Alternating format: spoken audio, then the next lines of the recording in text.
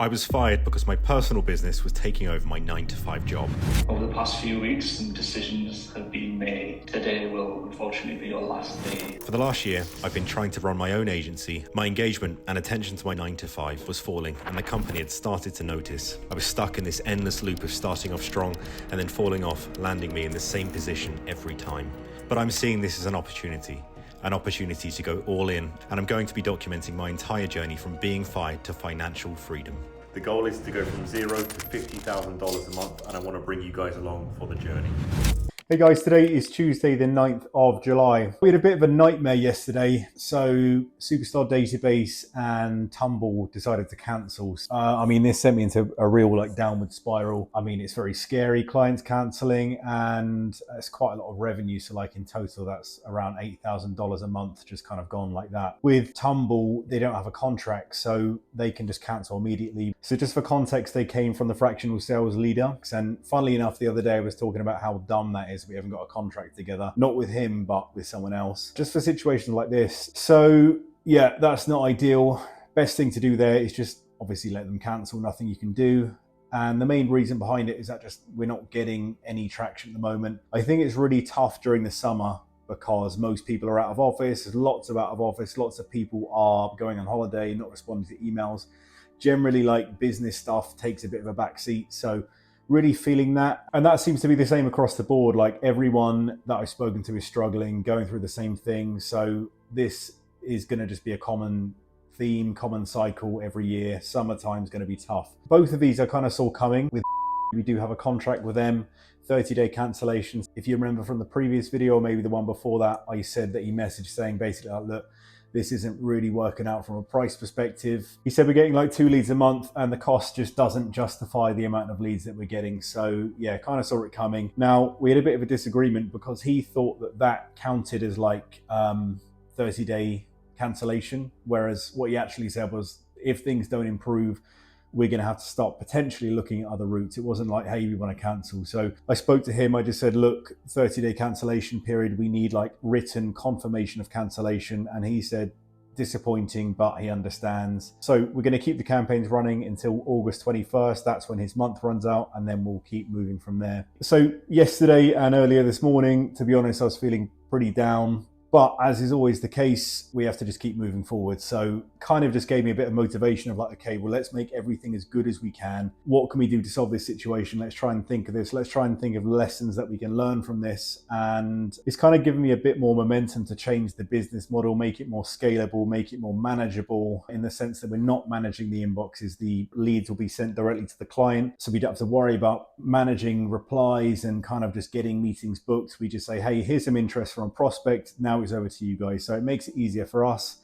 And I think we've probably reduced the price a little bit, which will make it easier for them to say yes to working with us. So that's the plan with that. But yeah, I've got a ton of work on at the moment. Got 2 new client campaigns going out this week and early next week for User Field and 3D Graph. I've hired a copywriter for 3D Graph. I think I mentioned that before, and he's done a pretty good job. So I'm going to have a copywriter working for me on a contract basis, and then my staff member that I previously hired and then let go, I've kept her on just to do the inboxes. So 2 people on board, kind of on the team at the moment.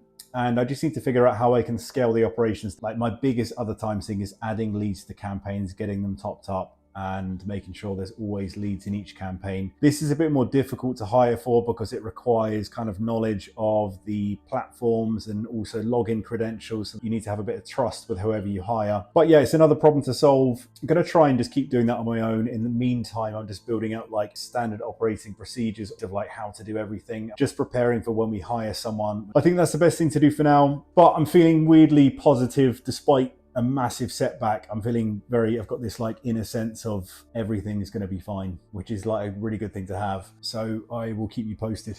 Hey guys, Thursday evening. It's 20 to 11 at the moment at night. It's the 11th of July. But yeah, I spent the whole day just trying to get everything on track. And we are definitely starting to build momentum again, which is really nice. So just to give a couple of updates of the past few days. Yesterday, we booked a meeting for Envio for a company doing 1.1 billion in revenue, which is insane. Just for context, typically the companies we're speaking to are doing anywhere from 1 to 5 million, I'd say on average. I think the most we've ever spoken to in terms of revenue is like 50 million. So yeah, very interested in working with them, or at least having the conversation. But yeah, we're definitely starting to build momentum again with my own campaigns. They're actually doing pretty well again, which is like a really nice feeling. I've got 110,000 companies to work through. We've only done like 2,000 at the moment, so booked pretty much a meeting every day. And that is always a massive weight lifted, because again, if we're not getting pipeline, I don't want to rely on other people. I don't want to have to rely on referrals, anything like that. We need to be sourcing our own business, and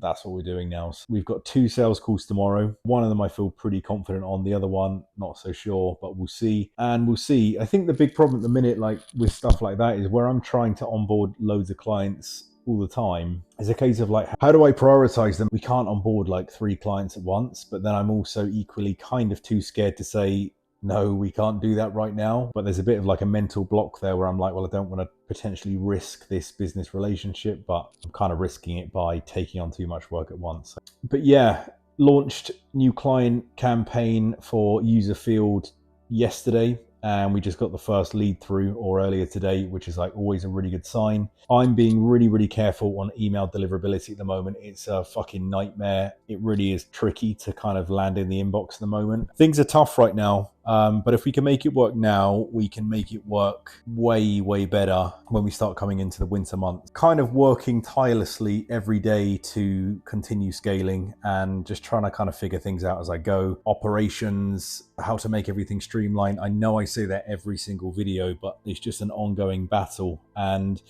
you constantly feel like you're never making progress. You constantly feel like your business just isn't progressing. But then you look back in time, like I look at my website now and I'm like, I'm really happy with how it's looking. You go on there and it looks very, very professional. Same with operations, same with organization. If I look back to what I was doing in the beginning, I'd look back and think, how on earth was I? I was doing everything in Google Sheets. So I think it's just constantly learning day by day, and you're always going to feel like, oh, we could be doing better. But that's the mentality that allows you to get to the next level. So I'm going to leave this one here, but I will see you tomorrow. Hey guys, Friday morning, just got back from the gym, about to go to the office now, but I had a thought this morning that was, obviously I've been worrying a lot recently about the 2 clients dropping, and I think we've got another one probably dropping at the end of the month. Yeah, naturally that was very kind of concerning, but the more I've kind of processed it, the more I've been okay with it. Again, as I said yesterday, we're starting to build some momentum now, so that's always good. But I had a thought this morning, and I just thought, like, what's the worst that could happen? We've developed a skill now. I'm very confident in my ability to sell my service, very confident in my ability to perform and provide companies a great level of service. So, like, the worst thing that could happen is for all of our clients to drop, and I end up not being able to live in my flat, having to get rid of my car, okay, it's not ideal, but it's not the end of the world, and we'd be able to bounce back from that very, very quickly. So it's given me a lot more confidence, that just that thought process, in a way, that we've got kind of a skill for life now, and it doesn't matter what happens, we're good. But as usual, plan today, going to the office in a minute. Been very distracted in the office past couple of days. So after I have lunch, I just sit there and I'm just like brain fog. But yeah, anyway, going to go to the office now, try and get done as much as I can. The main priority is getting our latest clients campaigns, getting them out. And that's top priority. Something else really important to mention that I'm focusing on today is to just kind of start redoing our entire sales strategy and sales process. I realize that it's pretty outdated. We're using a really outdated presentation, and like the sales process, convincing someone to buy our service is the most important step, alongside making sure clients are getting the best service possible. So to do that, I'm just spending the day going through, or part of the day going through, our presentation, making sure case studies are really appealing, making sure the process in the presentation makes like a ton of sense, giving them that like emotional feeling of like security, confidence in our service and what we're providing. And in turn, they are going to get tremendous value because of it. Oh yeah, then of course, we got the 2 sales calls that I mentioned yesterday. So yeah, I might include a bit of those in the video. If I do, then you will see them now. Hey. Hello, how are we? I'm doing good. We'll get started then. Kind of gave you the rundown yesterday, but essentially what we do, we're focused on creating hyper-targeted, AI-driven email prospecting campaigns, trying to basically crack the outbound code, figure out what strategy is going to work to bring leads on autopilot and just create a lead generation machine, basically. A lot of people are very skeptical of cold email, but it's a fantastic acquisition channel when it's done right. here are a couple of the companies that we've booked meetings with. So Samsung, Accenture, Mercedes, Dell, there's a ton more on our website if you want to take a look. But when it's done right, it can get you in front of some really, really top level prospects. So before and after, again, I think we spoke yesterday, you guys don't want to do this in-house, but I think a lot of people think, I can just hire an SDR and we can just do this in-house, but they don't understand the complexity. So effectively, if you were to do this in-house, you'd have to do all the domain email setup, email warm-up, monitoring deliverability, the copywriting, AI engineering, scraping websites for relevant information, the A/B testing, sourcing the leads, verifying emails, lead nurturing, automate the sending of the emails, purchase the software, figure out the best tech stack to use to send the software, analyze the metrics, optimize campaigns, and then pitch your service and close the deal. So with us coming in as a partner, we handle all of that stuff just to allow you to then pitch your service and close the deal. Cool, then just send me a contract. Happy to proceed after that slide. So yeah, send it over, done deal. The one thing I'm struggling with really is my internet and machine is a little bit slow. So exporting large data sets is very difficult for me. This is something that you will handle if we had to partner up, right? We don't have to worry about exporting anything on our end. No, you haven't got to worry about anything. We handle everything. All you need to worry about is looking at your calendar.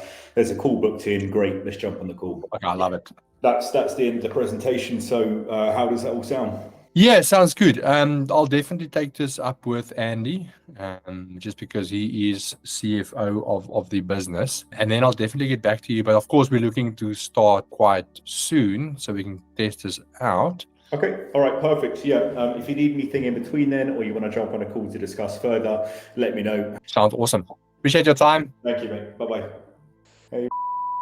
Thank you guys for joining. As I said on our last call, I was going to put together a presentation just running through everything, what we offer, how we can help, giving you some more in-depth insight into our company, what we can do, as well as pricing as well. So if you guys are ready to get started, I'll share my screen and we can run through the presentation.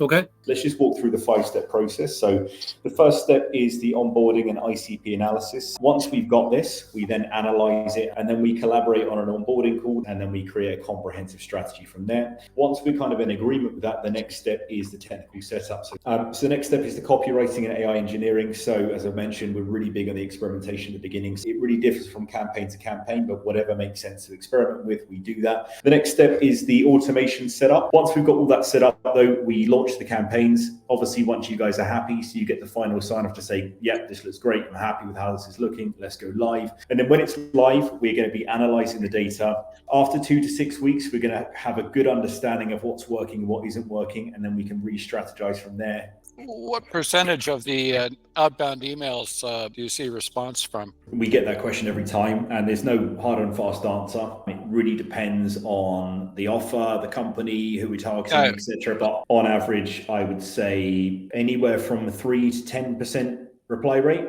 What percentage of projects that you embark on with clients end up continuing, and what percentage, are ended at 3 months? I'd say 95% continue, 5% don't. And I'd say the 5% mostly comes from startup companies that don't have product market fit. They're not an established company. But if a company's got, if they're established, they've got case studies, they know their market, they know the value proposition, then it's a lot easier. So typically, I'd say 95 to 5%. Wow.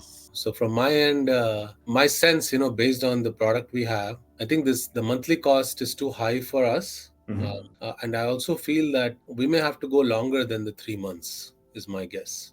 Okay.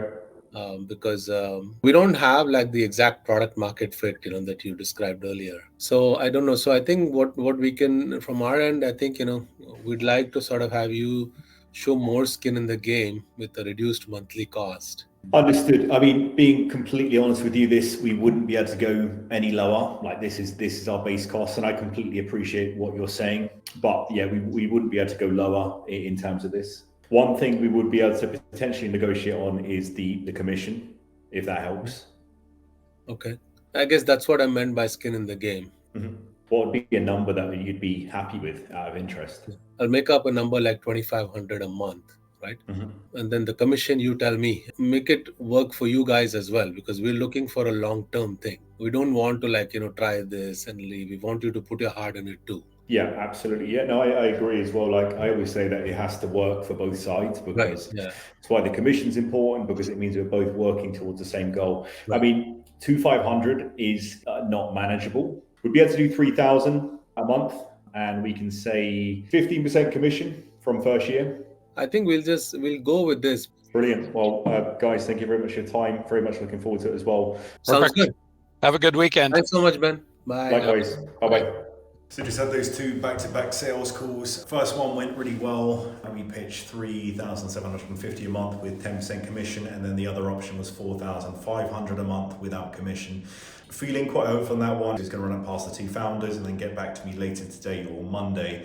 Really wanted to work with them. They look really solid. The other company, I mean, to be honest, has got a vibe that it wasn't going to be like a good working relationship. And throughout the presentation, I was just feeling a bit like, I just got a kind of feeling that they're going to be a problematic client to work with. So I pitched them 3.5k a month, again the same offer, versus 4,500 I think without commission. He said the number they had in mind is 2,500. So I said, how about this, why don't we do 3k a month and we boost the commission up to 15%, and as you heard from the call, they went ahead with that. So definitely what we need right now, and again building that momentum again. Still got the difficulty of like, if both of these close, how do we prioritize them? I guess like since this one has just closed, they need to take priority, and then the other one will have to be kind of going live in 2 weeks time. But what we can do is to kind of take the setup fees, set up the email accounts for them, and then they get additional email warm-up time, so it's kind of in their benefit anyways. But we'll see how that goes. I need to go and pick up my son now, but yeah, good end to the day, good end to the week, and yeah, I'll keep you guys posted.